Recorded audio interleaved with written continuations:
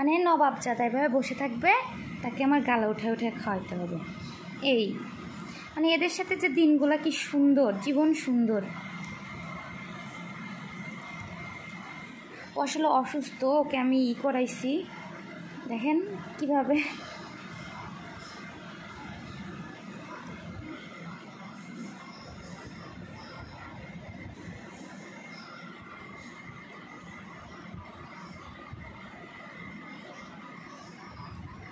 নিয়ে খাও মা, নিয়ে খাও।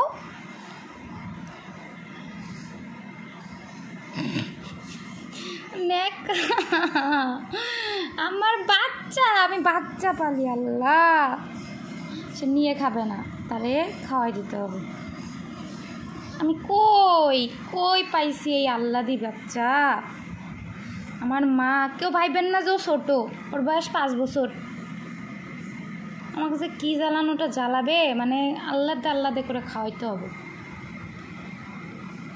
আমার বিড়ালটা অনেক লক্ষ্মী, ওকে সামনে আপনি চিকেন তান্দুরি দিলেও খাবে না। ভদ্রতাটা খুব সুন্দর, খুবই ভদ্র।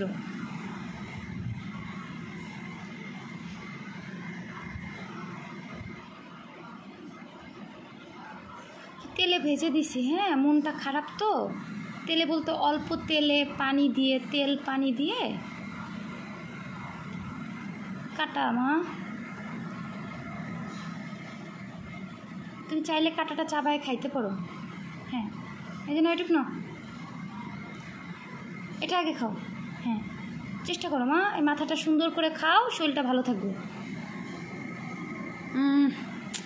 দূর, মানুষ কি বলবে, বিড়াল তাও কি ঢং। মা এই যে এদিক দিয়ে, এদিক দিয়ে মা, এদিক দিয়ে একটা চাটা দাও। এই যে দেখছো মাখন, চু পুষ্টি মা, পুষ্টি।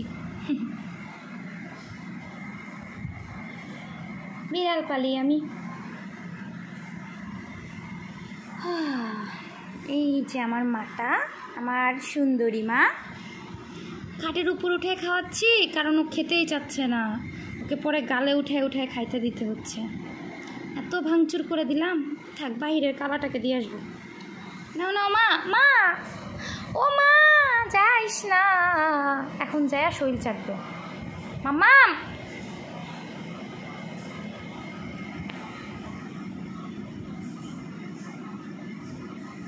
ও মাম্মাম, মাম্মাম সোজা বাইরে দৌড় দিল কেন, কি ঘটে গেল? মাম্মাম